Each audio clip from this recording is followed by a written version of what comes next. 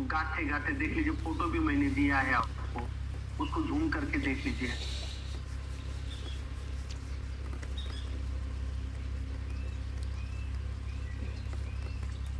बूटी बांधने के लिए मात्र एक साल एक बार हार्वेस्ट किया हुआ चाहिए और 7-8 साल का चलेगा। ठीक है।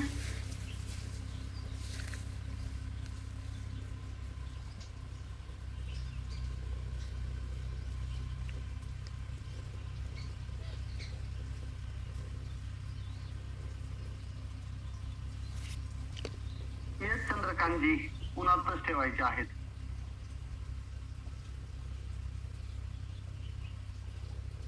तेजस पगार जी, जब मैं डिजीज और माइट्स के ऊपर बात करूंगा तब आपको पता चलेगा।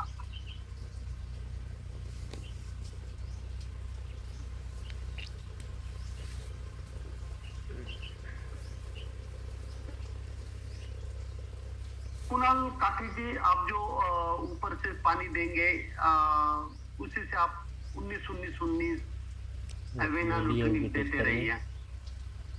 ઓલા વિડીયો ટચ કરી દો તો એમ જ રહે।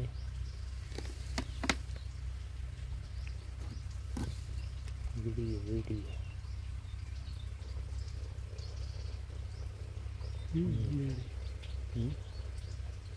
નામ હેંગ બતાવે।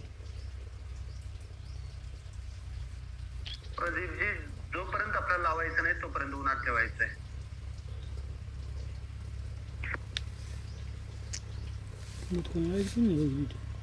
इम्पोर्टंट है।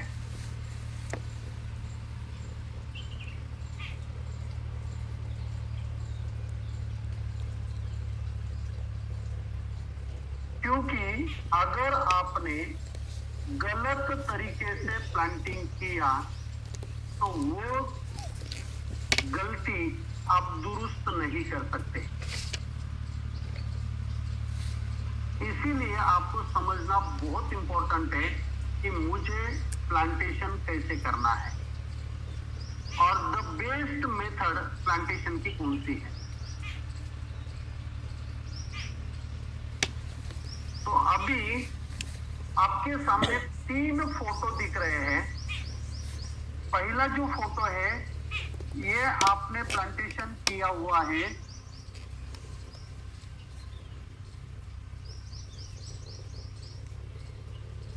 गली में। दूसरा जो है ये प्लांटेशन आपने किया हुआ है गड्ढे में। और तीसरा जो है ये प्लांटेशन आपने किया है बेड के ऊपर।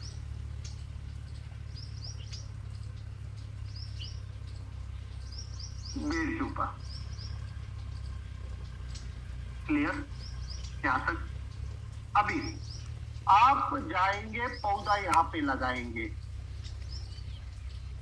इस प्रकार से आपका पौधा रहेगा जिसका रूट डेवलपमेंट इस प्रकार से होगा। कुछ समय के बाद यहाँ पे ऑटोमेटिकली मिट्टी आ जाती है और ये जो गली है ये गली भर जाती है। मतलब इतना जो पोर्शन है ये आपका अभी मिट्टी में चला गया। 6-7 महीने के बाद 1 साल के बाद आपको कोई तो भी बोलता है जैसे जैसे आपका पौधा ग्रो करेगा कि इसको बेड करिए करके, और फिर आप उसको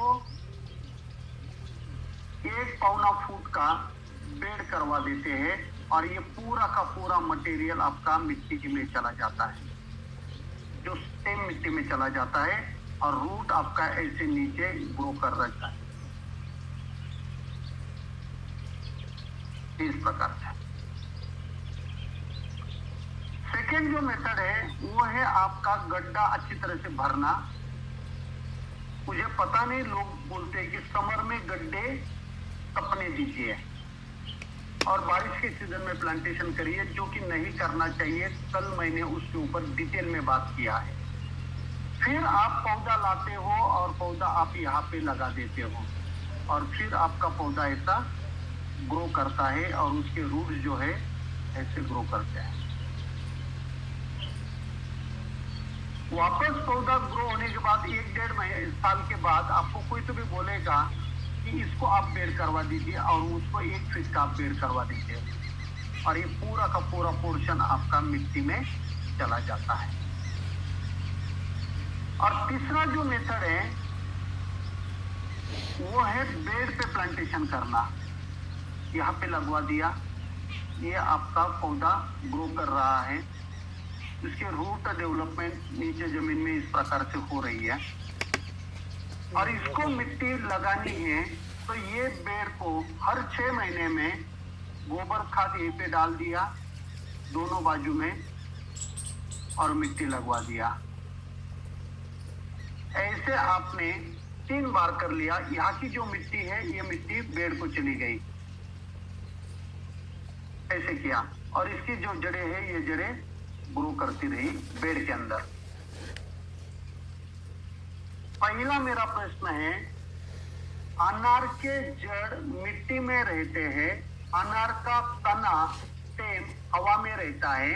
जब तना 1 और 2 कंडीशन में हम मिट्टी में डालेंगे तो क्या उसे फंगल इन्फेक्शन आने के चांसेस बढ़ेंगे? तो उसका आंसर आता है यस। सेकेंड, जब आप ये तना मिट्टी में डाल रहे हो तो यहीं पे वाटर शूट इतने ज्यादा आते हैं जो कि बीटी गोरे का ट्रेनिंग लेने के बाद आपके यहाँ पे वाटर शूट नहीं आते हैं, क्योंकि मैं आपको तना स्टेम मिट्टी में नहीं डालने देता।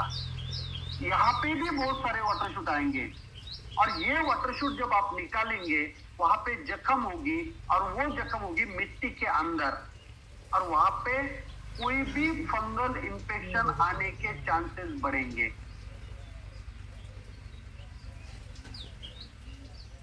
जो कि बेड पे जब आप प्लांटेशन करते हो तब आप ये अवॉइड करते हो। सेम मिट्टी में नहीं जाता, जो भी वाटर शूट आएगा ये ऊपर आएगा, तो इसको आप निकाल सकते हो, मिट्टी में नहीं आता है।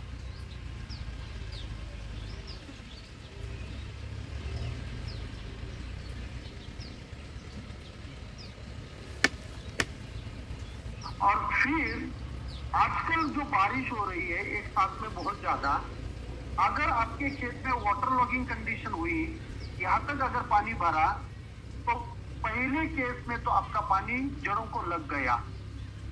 अगर आपका पानी यहाँ तक आ गया तो दूसरे केस में भी पानी लग गया, और जब तीसरी स्टेज आती है तब आपका पानी ये जड़ों को लग जाएगा। लेकिन जितने जड़ें आपके बेड में है, ये बेड में कभी भी पानी नहीं भरेगा। बीच की जो ट्रैक्टर चलने वाली जगह है वहां से वो पानी निकल जाएगा, और जड़ों में हमेशा वो आपका कंडीशन रहेगा। विल्टिंग की समस्या आपके यहाँ पे नहीं आएगी, ऐसी कंडीशन आपने तैयार किया है। और पहले 2 केस में आपने जड़ों को सबमर्ज कर दिया है पानी में, तो विल्टिंग की आने की संभावना बढ़ रही है, विल्ट आने की संभावना बढ़ रही है।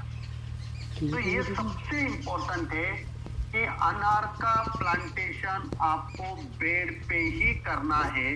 अनार का प्लांटेशन आपको गड्ढे में या नाली लेके नहीं करना है। और पूरे ग्लोबली कहाँ पे भी अनार का प्लांटेशन गड्ढे में या नाली में नहीं करते, बेड पे ही करते हैं। अपने यहाँ पे हम गलत करते हैं। हर 6 महीने में प्लांटेशन के टाइम आपको ऊपर ही बेसल डोज देना है। हर 6 महीने में आपको बेड के दोनों बाजू में गोबर खाद डाल के बीच को जो तपी हुई मिट्टी बीच वाली उसको बेड राइजर से लगाना है। 6वें महीने में, 12वें महीने में, 15वें महीने में 3 बार आपको मिट्टी लगाना है, वो हम आगे देखेंगे। और फिर आपका बेड शुरू में 9 इंच का ही था, ये बेड अभी आपका 9 इंच का ही है, इसकी हाइट 9 इंच है।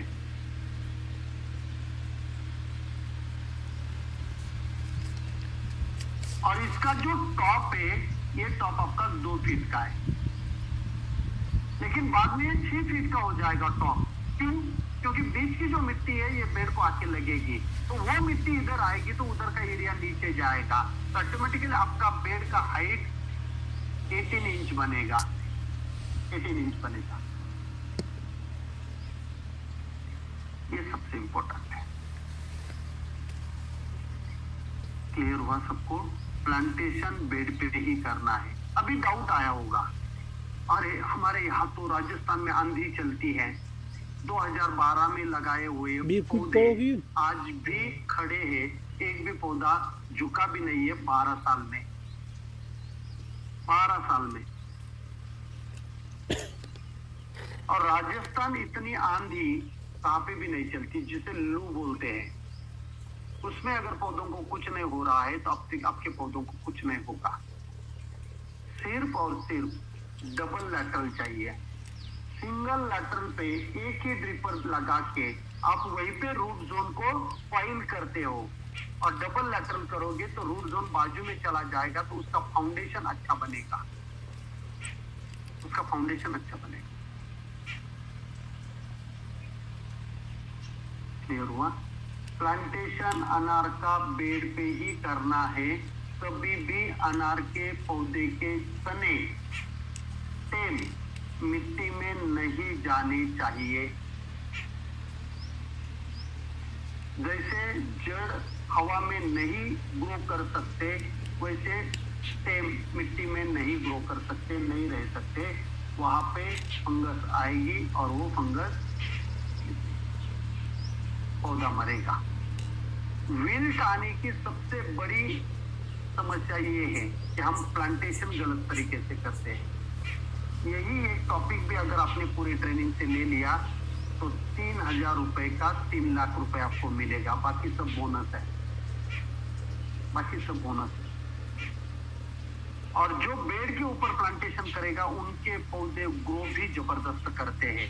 एग्जाम्पल देता हूँ, आपका जो खेत है उसकी जो बाउंड्रीज है वहां पे अगर इसे बड़ी बड़ी बेड बने हुए हैं और उसके ऊपर नीम बबूल के पौधे होंगे, जबरदस्त होते हैं। जो खेत में होता है उससे जबरदस्त पौधे जो बेड पे होते हैं, बॉर्डर पे होते हैं, उससे अच्छे होते हैं। अंदर वाले जो है वो तना छोटा होता है, बॉर्डर पे जो होता है तना मोटा होता है। क्लियर? तो ये आपको ध्यान रखना है। उसके बाद अभी लैंड प्रिपरेशन करना है। मिट्टी आपकी है, उसको प्रिपेयर करना पड़ेगा लगाने के लिए। और मैं हमेशा एक एग्जांपल देता हूं, अगर आपको प्याज लगाना है 4 महीने का, अगर आपको गेहूं करना है 4 महीने का, अगर आपको चना करना है 4 महीने का क्रॉप, तो आप उसकी मिट्टी वैसे ही तैयार करिए जो 4 महीने तक उसको सपोर्ट करेगी। अनार का पौधा आपका 15 साल रहने वाला है, उसकी मिट्टी वैसे ही तैयार करिए ताकि वो 15 साल वहीं पे रहे। तो लैंड प्रिपरेशन में क्या क्या करना है? सबसे पहले सॉइल टेस्टिंग, लेवलिंग, रिपिंग या प्लॉइंग, प्लाउ चलाना है या रिपर चलाना है, रोटावेटर, मार्किंग, लेआउट, बेड तैयार करना, बेसल डोज देना और ड्रिप इंस्टॉलेशन करना, इतना सब काम आपको करना है। इसमें सबसे पहले है सॉइल टेस्टिंग। सॉइल टेस्टिंग, आपका जितना खेत है उतना खेत में एक समान अगर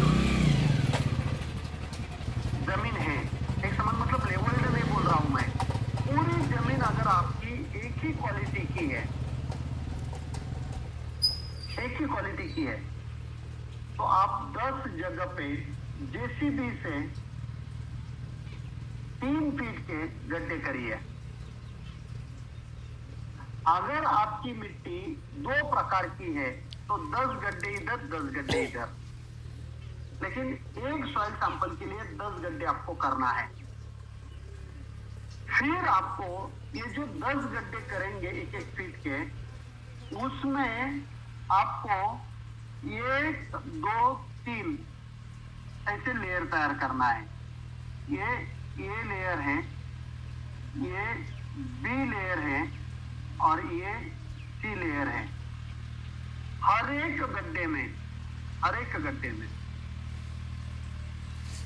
यहां से 1 kg मिट्टी लेना है एक गड्ढे से, यहां से 1 kg मिट्टी लेना है एक गड्ढे से, और यहां से 1 kg मिट्टी लेना है एक गड्ढे से।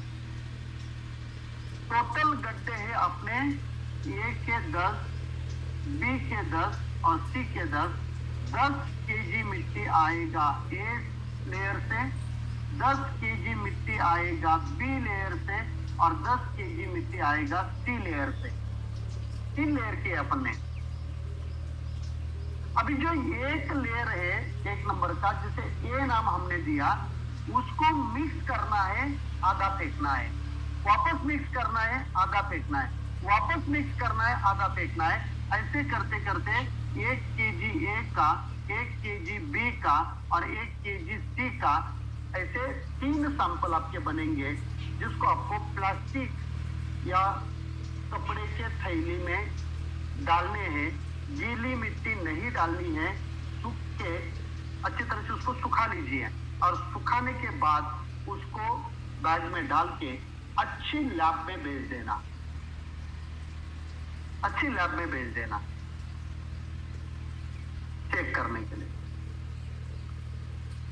ये जो सैंपल है, ये उसमें सभी चेक करना है, NPK, कैल्शियम, मैग्नीशियम, सल्फर, सभी nutrient, organic carbon, EC, pH, सब कुछ चेक करना है।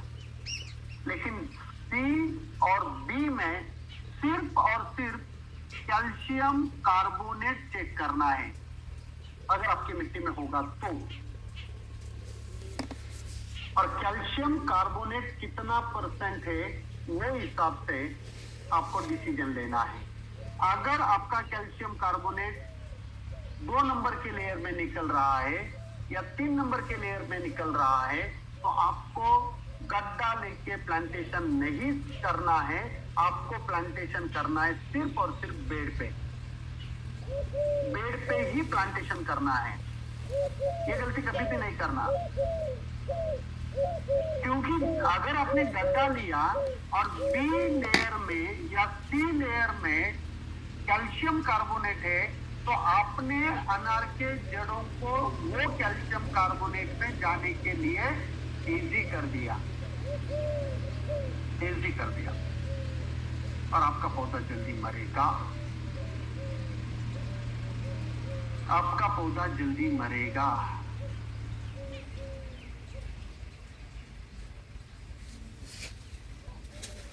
क्लियर है?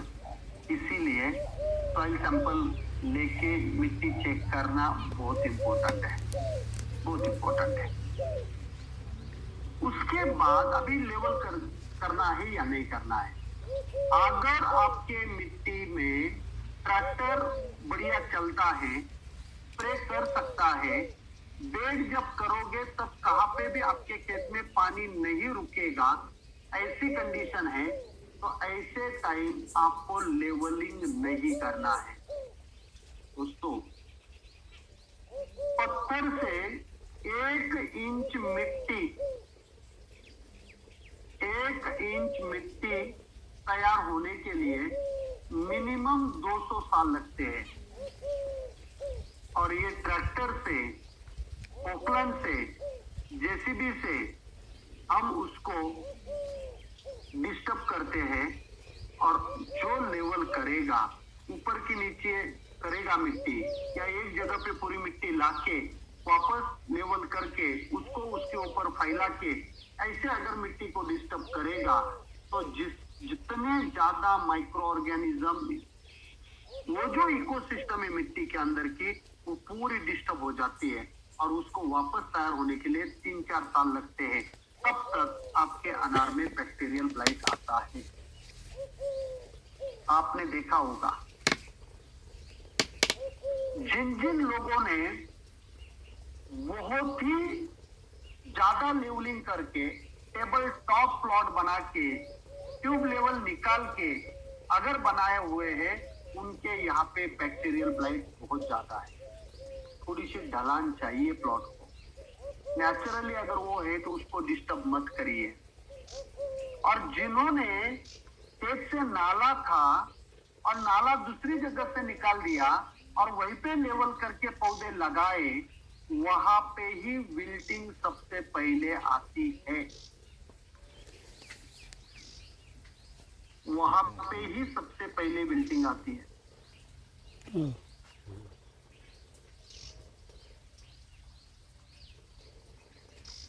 तो मेरी रिक्वेस्ट है, हाँ, शांति।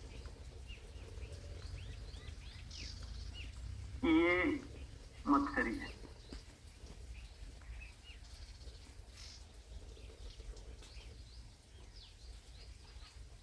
लेवलिंग अगर आपको करना है तो 3-4 साल के बाद अनार लगा दीजिए।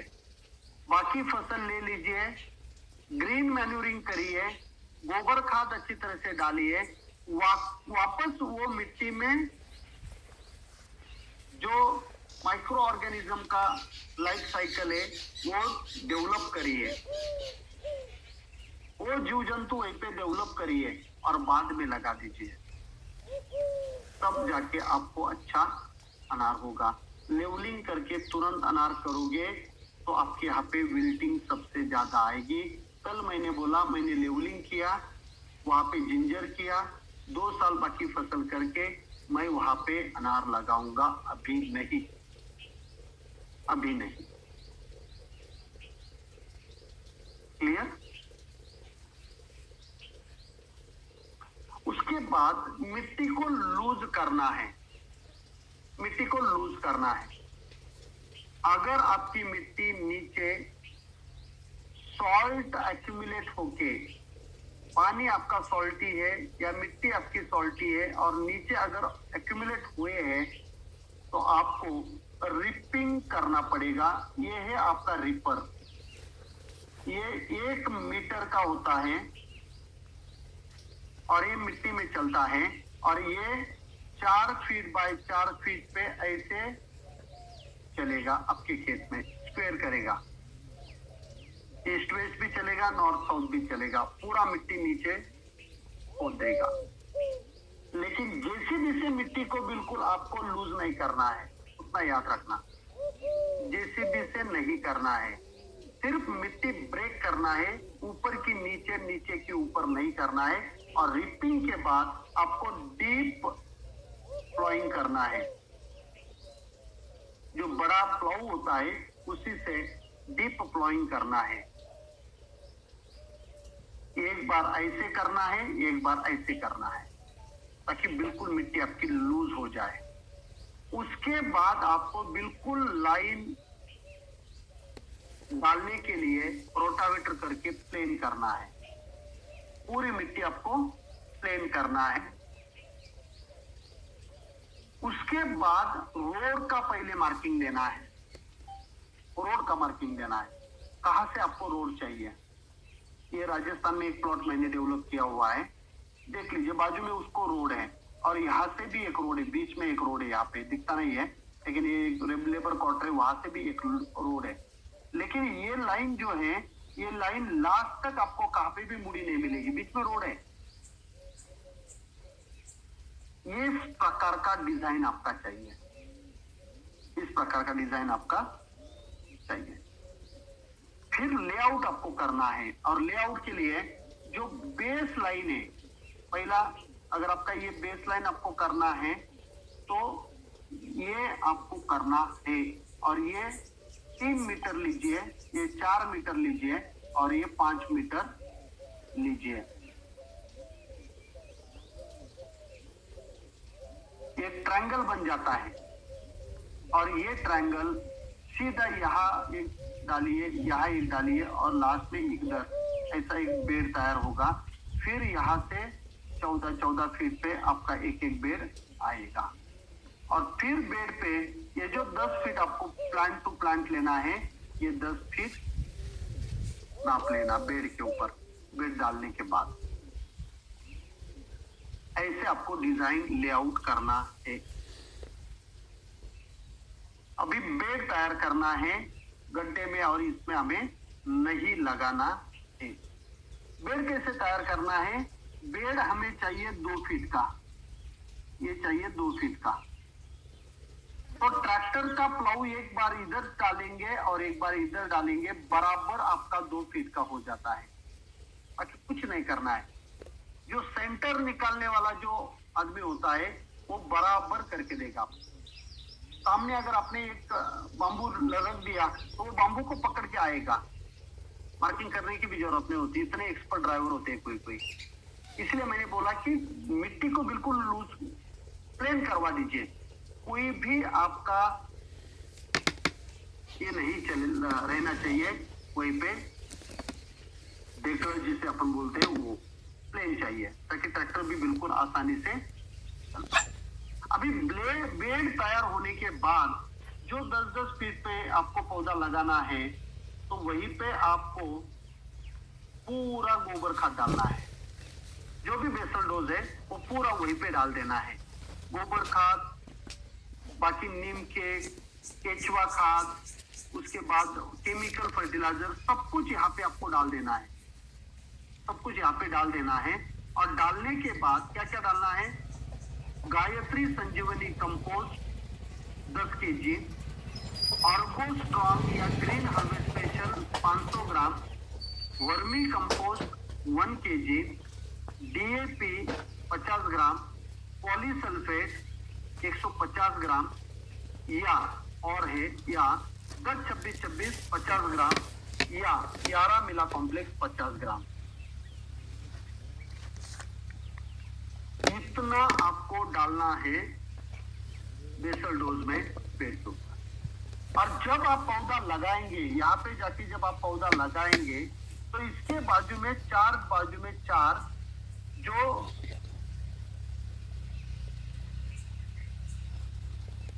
कैक्टस आता है, जिसे घाईपत बोलते हैं, केतकी बोलते हैं, नागफनी बोलते हैं, उसके 2-2 उंगली के ऐसे कट करना है और 4 टुकड़े 4 बाजू में पौधे के 1 इंच नीचे मिट्टी में 1 इंच नीचे 4 बाजू में 4 डाल देना है, ताकि वहीं पे दीमक ना आए। दीमक के लिए बहुत महीने तक तो वो आपको वहीं पे डालना है। तो ये है आपका बेसल डोज।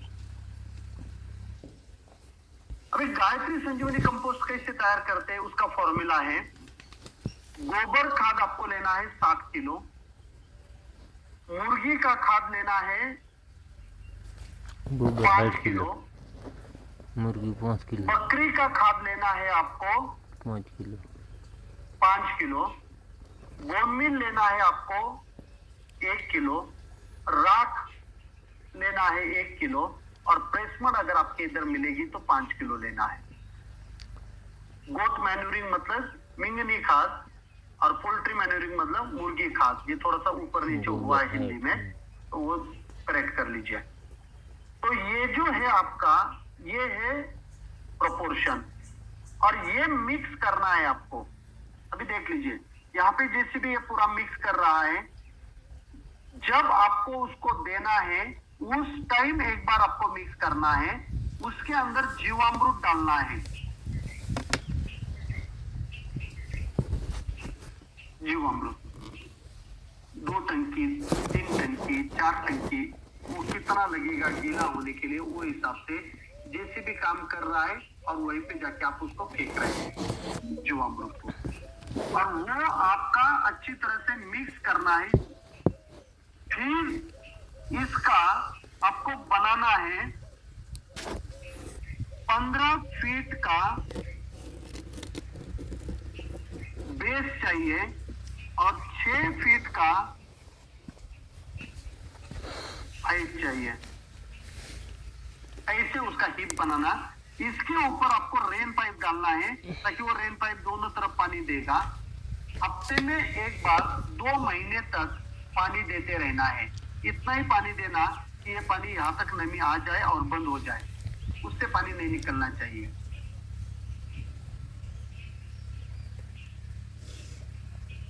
2 महीने के बाद वापस जीवामृत तैयार करना, जेसीबी को बुलाना, पाइप को निकालना और उसको वापस मिक्स करना है और वापस उसका 15 फीट का और 6 फीट का ऊपर वाला बेड बनाना है और रेन पाइप उसके ऊपर डालना है और पानी देना है हफ्ते में एक बार 2 महीने तक। मतलब अभी 4 महीने हुए, 4 महीने में ये तैयार हो जाता है। अगर नहीं हुआ है या डालने के लिए अभी आपके पास समय है तो फिर आपको क्या करना है, फिर आपको एक बार मिक्स करना है। अभी जीवामृत डालने की जरूरत नहीं है, मिक्स करना है, बढ़िया हीप उसका तैयार करके रखना है, 6 फीट हाइट वाला, 15 फीट विड्थ वाला। एक बार सिर्फ रेन पाइप से पानी दे दीजिए और एक इनलाइन लेटरल लेके उसके जहाँ पे जमीन पे ऐसे ऐसे उसको बाजू में घुमा लेने का और जहाँ ड्रिपर है वहां पे कुछ तो भी लगवा दीजिए। आपको घर पे खाने के लिए ऑर्गेनिक सब्जी, वेल वाले जो पौधे होते हैं, दूधी है, काशी फल है, वो बड़े बड़े पत्ते वाले, वो लगवा दीजिए ताकि वो इसके ऊपर जाएंगे और उसको ढकेंगे तो उसके नीचे 3 महीने 4 महीने भी रहने दीजिए, कोई दिक्कत नहीं है, ये अच्छा रहेगा। और फिर उसको ये ब्लैक कलर की पाउडर हुई है, ये पाउडर उठा के आप 10 केजी प्रति पौधा डालिए, 10 केजी प्रति पौधा डालिए। इतना जबरदस्त फॉर्मूला है गायत्री संजीवनी कंपोस्ट, ये फार्म डीएसएस का फॉर्मूला है। हमारे खेत में हम यही इस्तेमाल करते हैं। इतना जबरदस्त है, शायद ही आपको केमिकल फर्टिलाइजर डालना पड़े, शायद ही आपको केमिकल फर्टिलाइजर डालना पड़े, इतना जबरदस्त। तो आप इसका इस्तेमाल करिए। क्लियर? गायत्री संजीवनी कंपोस्ट आपको तैयार करके फिर केमिकल डालना है और ये सब डालने के बाद पूरा आपको मिट्टी में मिक्स करना है, रोटावेटर से मिक्स करना है पूरा मिट्टी में। उसके अंदर जाके डायरेक्ट पौधा नहीं लगाना है। उसके बाद आपको ड्रिप इरिगेशन इंस्टॉल करना है। ये एक के पीछे एक काम है, ऐसे आगे पीछे नहीं करना। एक बार बेड अभी आपके तैयार हो गए हैं, बाद में ड्रिप इंस्टॉलेशन करना है और ड्रिप इंस्टॉलेशन करते समय आपका सिस्टम हेड, आपका फ्लो रेट, आपके पानी का क्वालिटी, आपका वॉल कौन से लगाने हैं, आपके ड्रिपर कौन सा सिलेक्ट करना है, उसका मेंटेनेंस कैसे रखना है और फर्टिगेशन किससे देना है, ये सभी चीजें आपको याद रखना है ड्रिप इंस्टॉलेशन करते समय। ड्रिप इंस्टॉलेशन करते समय अभी सिस्टम हेड क्या होता है, आपका जो पंप है उससे नीचे आपका पानी कितना है और वहां से आपका कितने हाइट पे प्लॉट है। मतलब जो पानी का लेवल है आपका, वो पानी के लेवल से ट्यूबवेल में होगा या पंपॉन में होगा, पानी के लेवल से आपका जो प्लॉट है उसका हाइट कितना है वो हेड में काउंट होता है। वैसे पंप आपको डिजाइन करना पड़ता है, पंप का सिलेक्शन वो हाइट के ऊपर होता है। फिर आता है आपका जो पाइप और उसका साइज और उसका लेंथ कितने दूर तक है, जितना दूर उतना हेड लॉस ज्यादा होता है, जितना छोटा पाइप उतना हेड लॉस ज्यादा होता है, जितना बड़ा पाइप उतना हेड लॉस कम होता है। और फिर आपका जो फर्टिगेशन सिस्टम है, इसमें आप डायरेक्ट इंजेक्ट करने वाले हो कि प्रेशर कम करके वॉल बंद करके वेंचुरी से तक करने वाले हो। और फिर आपका ड्रिपर कितने डिस्चार्ज का है और पीसी ड्रिपर है या नॉन पीसी ड्रिपर है, और फिल्ट्रेशन सिस्टम आपका कौन सा है, सिर्फ सैंड फिल्टर है, सिर्फ सैंड मतलब ग्रेवल फिल्टर है, स्क्रीन फिल्टर है, डिस्क फिल्टर है या ऑटोमेटेड फिल्ट्रेशन सिस्टम आपका है। हर एक फिल्टर का हेड लॉस अलग अलग होता है, हर एक ड्रिपर के क्वालिटी का हेड लॉस अलग अलग होता है। ये जो ड्रिप का डिजाइन करने के लिए इंजीनियर आएगा डीलर के साथ में, ये प्रश्न आपने उनको पूछना है ताकि आपका सिस्टम बढ़िया वर्क करे।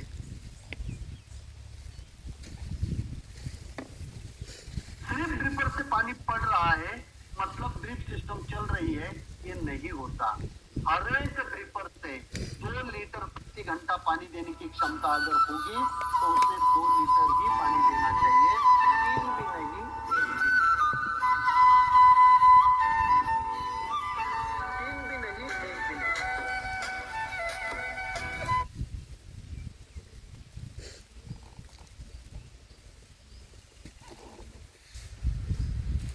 क्योंकि अगर आपकी सिस्टम प्रेशर पे नहीं चलेगी, जो ऑप्टिमम प्रेशर उसको चाहिए, फिल्टर के यहाँ पे 2 से 2.5 kg का और लेटरल के एंड में 0.7 से लेके 0.9 का kg बार प्रेशर चाहिए, और जहाँ पे फिल्टर है आपका वहाँ पे 2 से लेके 2.5 kg का प्रेशर चाहिए। ये ऑप्टिमम प्रेशर में आपका सिस्टम चलना चाहिए, तो सिस्टम चोकअप होने की समस्या कम होती है। सिस्टम चोकअप होने की समस्या कम होती है। Spike with saling. Thumbs up with saling. Clear? तो हेड सबसे इंपॉर्टेंट है। उसके बाद पंप का साइज, पंप का साइज डिपेंड करता है आपको कितने एकड़ का बॉल चलाना है। 1 एकड़ में चलाना है तो हो सकता है कि आपका 3 HP का पंप चलेगा, लेकिन एट ए टाइम अगर 30 एकड़ में चलाना है तो आपका पंप का साइज भी वैसे ही रहेगा। उतना इलेक्ट्रिसिटी की अवेलेबिलिटी है। अभी इलेक्ट्रिसिटी 8 घंटे अगर है तो आप 8 घंटों को 10 घंटे नहीं कर सकते, लेकिन अगर आप 15 HP का पंप कर रहे हो तो वो 20 HP का 30 HP का कर सकते हो। मतलब एट ए टाइम आप ज्यादा इरिगेशन कर सकते हो, कम डिस्चार्ज वाला पंप डाल के, कम कैपेसिटी वाला पंप डाल के इलेक्ट्रिसिटी आप नहीं बढ़ा सकते, ये भी आपको पता होना चाहिए। और फिर आपकी लेटरल की लेंथ 16 mm है, 20 mm है, और ड्रिपर का डिस्चार्ज कितना है वो हिसाब से आपको लेटरल की लेंथ डिसाइड करना पड़ेगा। और सबमेन और मेन लाइन का साइज, क्योंकि हर पाइप अलग अलग पानी लेके जाता है। नहीं उसने 2 इंच का डाल दिया सबमेन, मैं भी डालूंगा, नहीं। 2 इंच के पाइप से पानी कितना जाता है, 2.5 इंच से पानी कितना जाता है, 3 इंच से पानी कितना जाता है, तो आपको कौन सा सबमेन डालना है ये आपको तय करना पड़ेगा।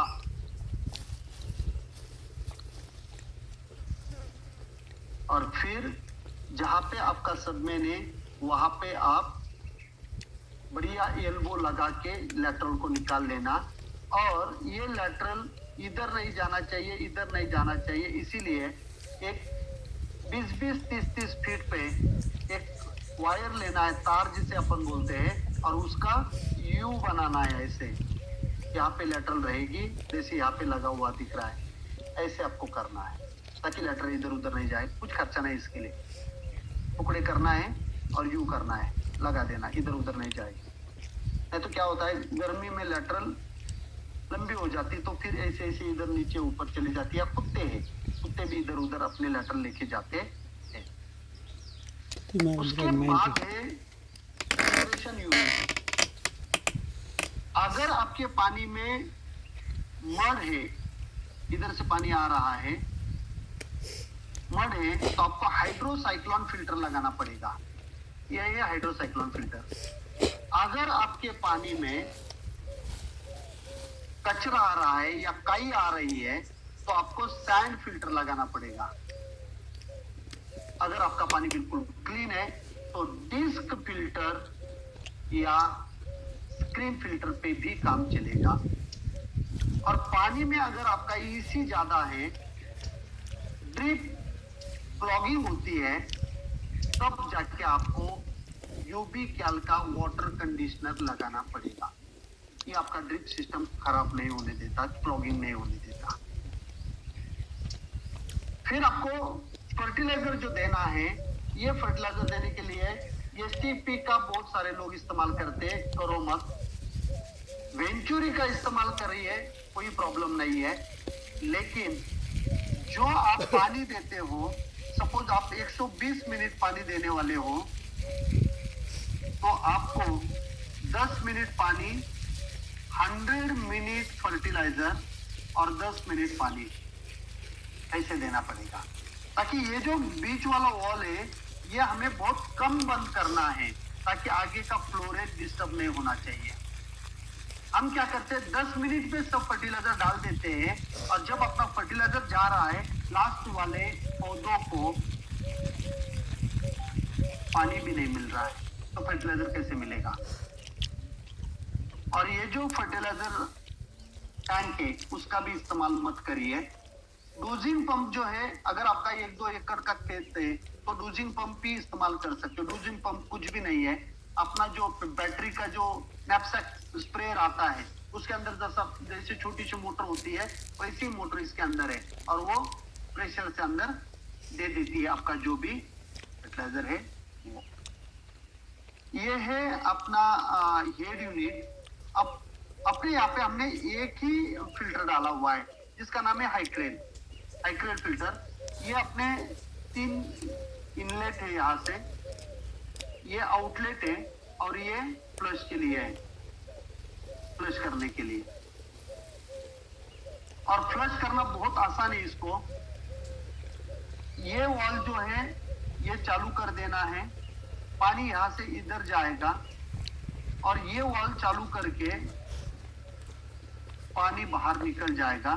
फिर पहले इसको बंद करिए, इसको बंद करिए, ताकि पानी का मूवमेंट ऐसे होके ऐसे निकल जाएगा, कचरा निकल जाता है। पंप बंद करने का उधर जरूरत नहीं है। और वापस आपका आगे वाला चालू कर देना है, पीछे वाला चालू कर देना है, और ये बंद कर देना है, दोनों हो गया फ्लश। और जो ऑटोमेटेड वेंचुरी यहाँ पे लगी हुई है, जिससे जो भी फर्टिलाइजर है वो एक पाइप से सक करती है और दूसरे पाइप से भेज देती है। और यहाँ पे हमने क्या किया है, ये सभी पाइप है, और यहाँ से ये आता है फर्टिलाइजर लेके, और ये सफेद कलर का ये पे दिख रहा है। जो वॉल है उसके सामने लगाया हुआ है। मेरे जैसे छोटे किसान है, उनको पानी शुगर केन में भी देना है, अनार में भी देना है एट अ टाइम, लेकिन फर्टिलाइजर सिर्फ अनार में ही देना है। तो ये फर्टिलाइजर यहाँ से जब आएगा तो अनार का जो वॉल है वही फर्टिलाइजर का मैं चालू कर दूंगा, शुगर केन में सिर्फ पानी जाएगा, और इधर मैं प्रेशर देखता रहूंगा कि मेरा प्रेशर कितना है। ये वाला प्रेशर गेज इधर है, तो उतने प्रेशर पे मेरी सिस्टम 2 क्रॉप में चल सकती है। जब भी कभी आप आओगे तो आपको ये दिखने को मिलेगा, बहुत ही अच्छा है।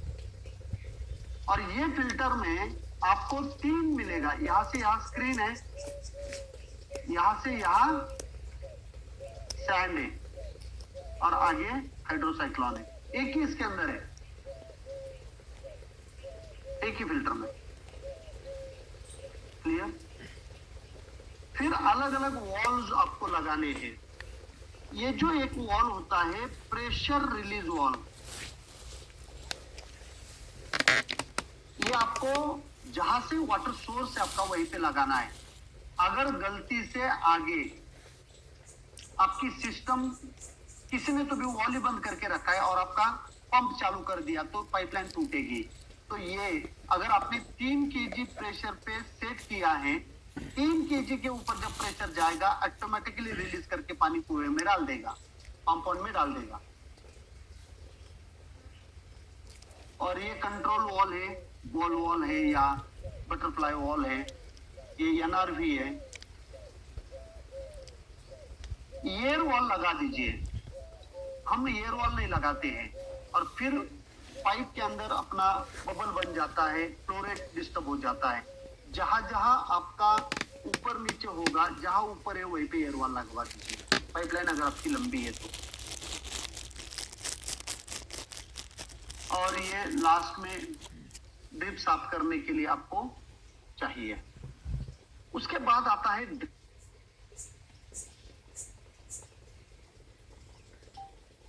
पहला आता है। अभी ड्रिप इनलाइन लेना है या ऑनलाइन लेना है, ये वाटर होल्डिंग कैपेसिटी आपकी मिट्टी की कितनी है उसके ऊपर डिपेंड होगा। अगर बहुत कम पानी पकड़ने वाली मिट्टी है तो ड्रिपर का डिस्चार्ज आपका कम रहेगा और दो ड्रिपर के बीच की डिस्टेंस भी कम होगा, इनलाइन डालना पड़ेगा। तो ड्रिपर में ये कहता है कि आपका डिस्चार्ज कितना है, और दूसरा आता है आपका ड्रिपर पीसी है या नॉन पीसी है। और अभी तो टेक्नोलॉजी इतनी आगे चली गई है कि ड्रिपर के यहां पे ही आपको फिल्टर मिलता है, जैसे फिल्ट्रेशन सिस्टम उधर है, कुछ आया भी तो वहीं पे वो क्लीन करेगा उसको। अभी पीसी और नॉन पीसी क्या होता है, अगर आपके प्लॉट में लेटरल को ऐसा थोड़ी सी ढलान है ये सब में ने, तो यहाँ पे सबसे ज्यादा इधर के जो ड्रिपर है पानी देते हैं खेत में, और सबसे कम पानी इधर मिलता है ऊपर वाले एरिया में। क्योंकि जब आप पंप बंद करते हो तो साइफनिंग होके ये लेटरल का पानी जहाँ पे ढलान है वहां पे सबसे ज्यादा आता है, वहीं पे आपको विल्ट मिलेगा। तो सभी कंपनी के पास, जेन के पास है, नेटाफिम के पास है, रिविल्यूज के पास है, फिनोलेक्स के पास है, प्लास्ट्रो के पास है, पीसी ड्रिपर होते हैं। पीसी ड्रिपर क्या होते हैं, जब आप वॉल बंद करते हो या जब आप पंप बंद करते हो, प्रेशर अगर 0 हो गया तो ये जो ड्रिपर है ये ड्रिपर पानी देना बंद कर देते हैं। नॉन पीसी ड्रिपर वहां पे सीपेज डालता ही रहेगा पानी जब तक पाइपलाइन का पानी खत्म नहीं होता तब तक, और वो पानी ज्यादा होता है, अनार को वहीं पे और विल्टिंग वहीं पे आपको मिलती है।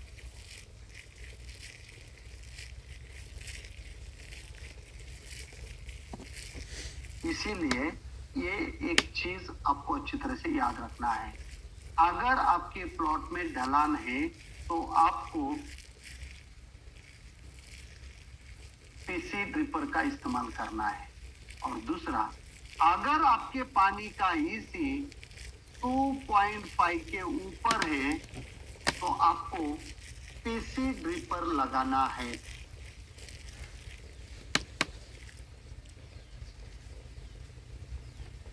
पीसी ड्रिपर लगाना है।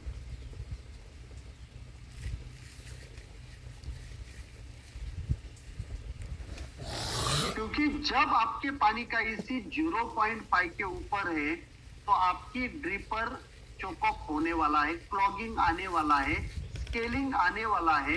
वो जो सॉल्ट है वो सॉल्ट वहीं पे ड्रिप के होल बंद करने वाले हैं, वहां पे आपको एसिड ट्रीटमेंट करना पड़ेगा। और जब आपको एसिड ट्रीटमेंट करना है तो एसिड आपके लेटरल में 24 आवर रहना चाहिए, और 24 आवर जब वो रहेगा तो ही जाके स्केलिंग को निकाल के लेटरल साफ करेगा। अगर आपने पंप बंद कर दिया तो सब एसिड आपका इस एरिया में आएगा, ढलान के एरिया में, अगर नॉन पीसी ड्रिपर आपने लगाए है तो।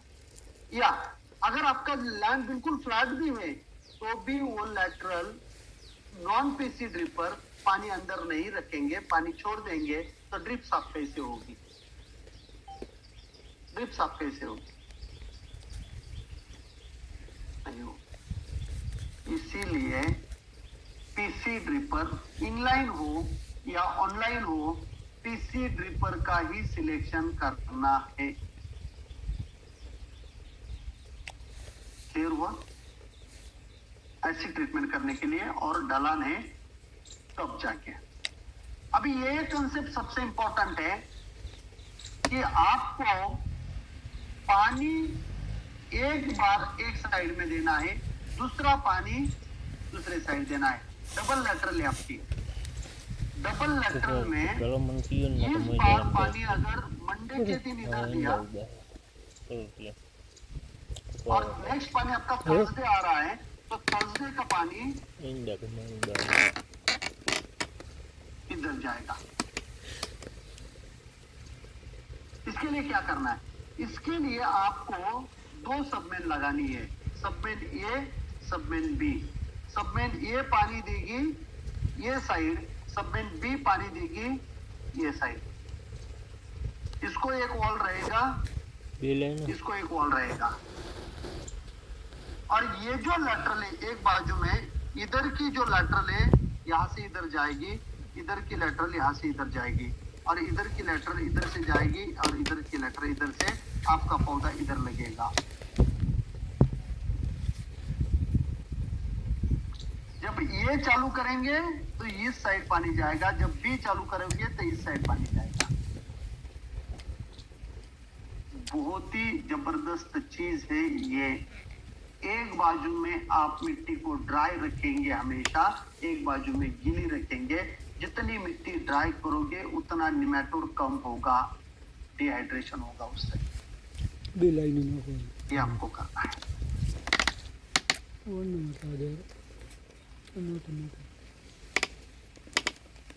डबल सबमेन डालनी है। अगर आपका 2.5 का सबमेन एक जाता था ना, तो 2 का ही 2 सबमेन डाल दीजिए, 2 इंच वाला। लेकिन ये करिए, नया प्लांटेशन करना है तो डबल सबमेन डालना है। ज्यादा कॉस्ट नहीं बढ़ती है, लेकिन भाई बहुत ज्यादा फायदे। जो अलग अलग फिनोलॉजिकल स्टेज में स्ट्रेस पौधे में मदद करता है, ये यहाँ से आप मैनेज कर सकते हो। विल्ट आप मैनेज कर सकते हो, बैक्टीरियल ब्लाइट आप मैनेज कर सकते हो, क्वालिटी प्रोडक्शन कलर में आप ये पे मैनेज कर सकते हो। तो 2 सबमेन डालना है आपको। फिर अभी आपके मिट्टी का अगर वाटर होल्डिंग कैपेसिटी 60% है, तो आपको 2 ऑनलाइन ड्रिपर 8 LPH के मुरुग बहार अगर आपका है तो चलेगा। लेकिन हस्त और अंबे बहार में पानी ज्यादा लगता है, वहां पे आपको 4 ड्रिपर डालना पड़ेगा 8 LPH के, या फिर 2 लेटरल पे। 2 लेटरल मतलब ये 2 लेटरल है, इधर एक ड्रिपर आएगा, इधर एक आएगा, इधर एक आएगा, इधर एक आएगा, और यहाँ पे पौधा आएगा। सिंगल लेटरल में नहीं चलेगा, क्योंकि अंबे बहार में पानी ज्यादा चाहिए, हस्त बहार में पानी ज्यादा चाहिए। अगर आपकी मिट्टी मीडियम है, 50% वाटर होल्डिंग कैपेसिटी लैब में चेक करके मिलेगा, तो वहां पे आपको 2 या 4 ऑनलाइन ड्रिपर 4 LPH के डालना है। क्योंकि जब मिट्टी की पानी पकड़ने की क्षमता कम होती है, तब मिट्टी का इनफिल्ट्रेशन रेट जो पानी का है वो बढ़ता है, मतलब पानी सीधा नीचे चला जाता है। ऐसे टाइम आपको ड्रिपर की संख्या बढ़ते जाना है और डिस्चार्ज कम करते जाना है।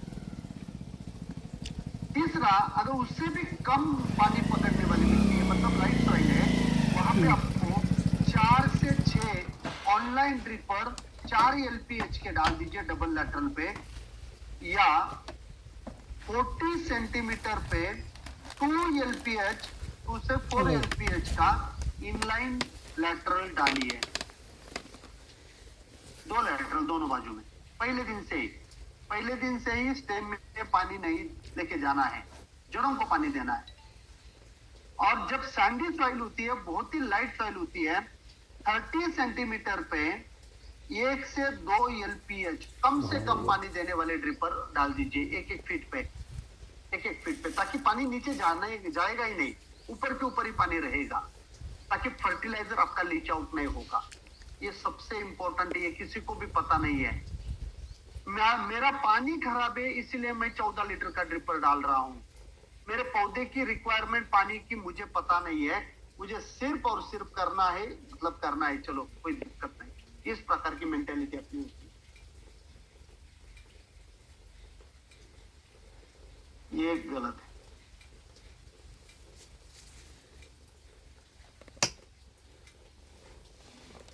क्लियर। लेटरल का सिलेक्शन, ड्रिपर का सिलेक्शन, मिट्टी का पानी पकड़ने का क्षमता कैसे यूज होगा। फिल्टर को आपको साफ करना है।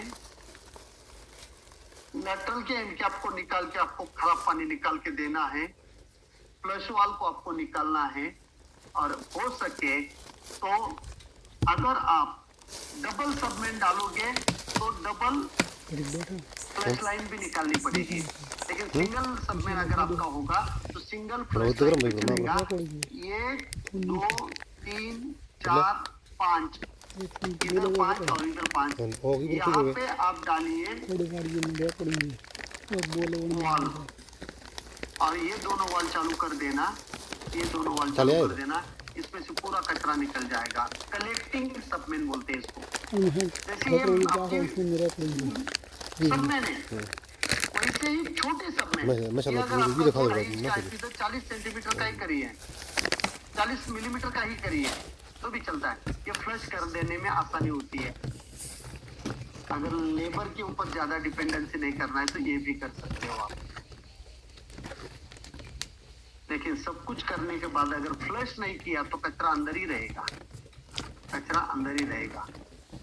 और हर एक ड्रिपर से आपको पानी अच्छा आना चाहिए। इसीलिए अगर आपके पानी का EC 0.5 से लेके 1 है तो 45 डेज में एक बार एसिड ट्रीटमेंट कर लेना। 1 से 1.5 है तो 30 दिन में करना। 1.5 से 2.5 है तो 15 दिन में करना। और 2.5 के ऊपर है तो वो पानी ड्रिप के लिए नहीं है। आपका ड्रिप बहुत चौकअप होगा, पानी आपको अच्छा नहीं मिलेगा। मेंटेनेंस करना बहुत ही इंपॉर्टेंट है, बहुत ही इंपॉर्टेंट है।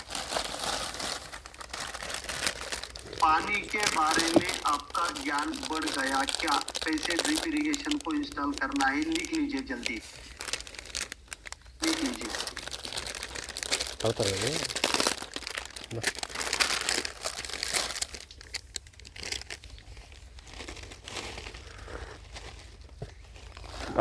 một khai vào cái này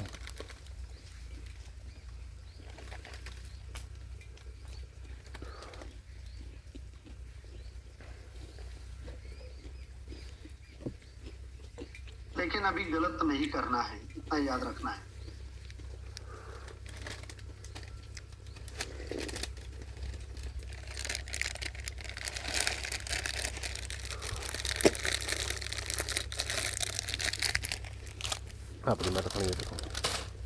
Shankar ji अभी की सब लाइन है तो ठीक है, कोई इशू नहीं है, वो भी चलेगी। लेकिन ये उससे भी अच्छा रहेगा, ये मैंने आपको बोला। नहर का पानी हो तो फिल्ट्रेशन सिस्टम आपकी अच्छी होनी चाहिए।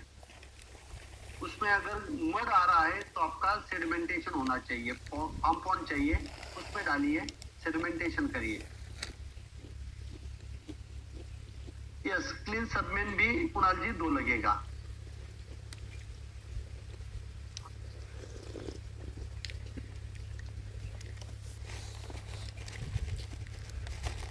शिवाजी खोड़े जी, आपकी मिट्टी अगर लाइट सॉइल है तो 30 सेंटीमीटर, अगर थोड़ी सी अच्छी है तो 40 सेंटीमीटर।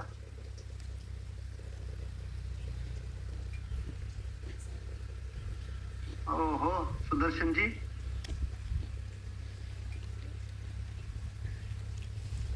प्रश्न करू हम लाईव्ह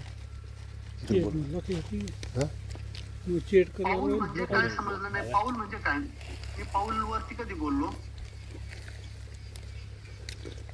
ब्लैक मिट्टी में भी इनलाइन चलेगा, पानी आपको कम देना है। सुनील जी, पाउल,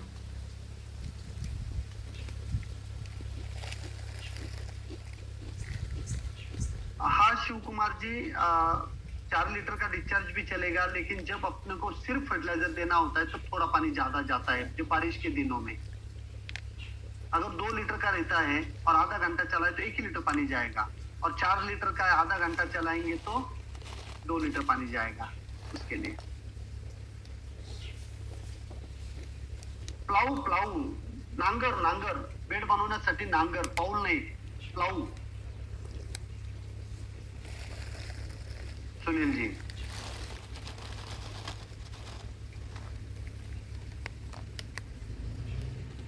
मल्लिकार्जुनजी, पायथागोरसचा सिद्धांत सांगितलं मी. कर्ण वर्ग बरोबर बाजू वर्ग अधिक भुजा वर्ग. ठीक आहे, 5, 3, 4 मीटर तेच ते.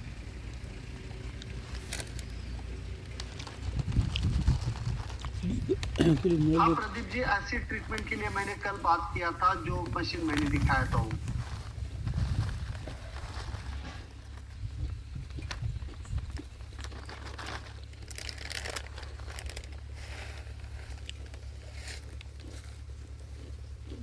महेश माता जी, नहीं चलेगा ना ऐसा, एक बाजू में इनलाइन एक बाजू में ऑनलाइन कैसे चलेगा.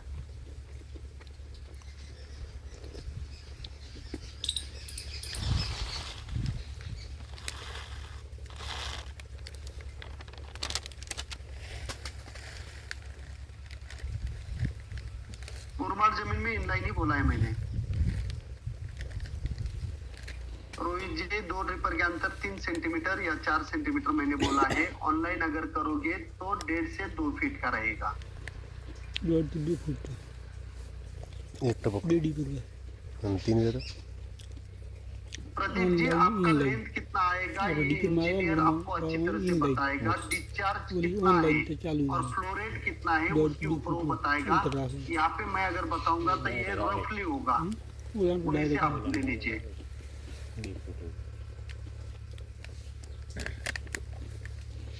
अमोल जी, अगर आपको अच्छा सिस्टम लगाना है, एक सबमेन तो मैंने आपको ज्यादा करने को बोला है.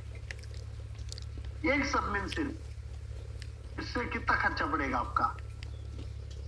वो जो कलेक्टिंग सबमेन है वो डालना ही चाहिए, ऐसा कुछ भी नहीं है. लगे मेरे यहाँ पे लेबर है तो मैं बोलता हूँ कि लेबर करेगा नहीं करेगा मुझे पता नहीं, तो चलो यार करके देते हैं ऐसा.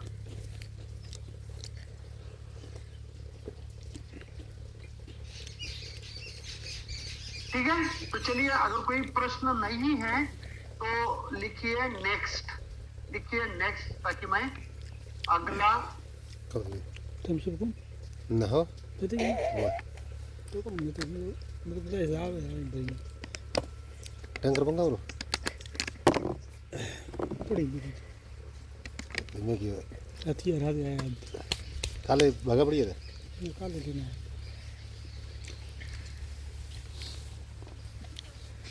पानी मीठा नहीं लाए.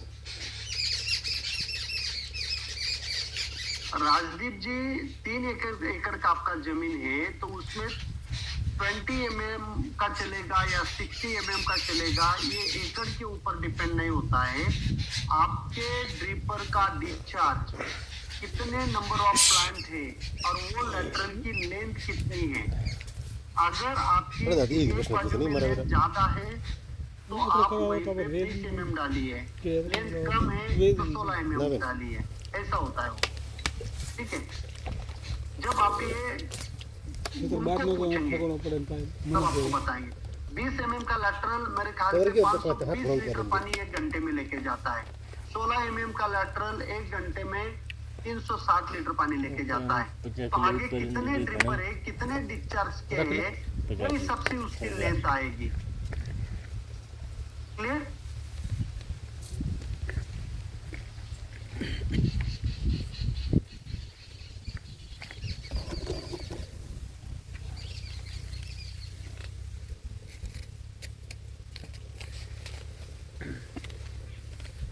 राहुल डरले जी, सबमें 2 नहीं करना है तो सिर्फ अगर आपने कॉक बिठा दिए तो भी चलेगा. अगर आप खुद खेती कर रहे हो तो एक वॉल बंद करना और 10 लेटरल 15 लेटरल के वॉल बंद करना, ये थोड़ा सा बाद में दिक्कत वाली बात होती है. जब पौधे बड़े हो जाते हैं, अपना स्ट्रक्चर आ जाता है, नीचे से चलना पड़ता है, तो आदमी क्या है कि थोड़ा सा आलस कर लेता है. वो नहीं होना चाहिए. इसलिए मैं 2 सबमेन बोलता हूँ.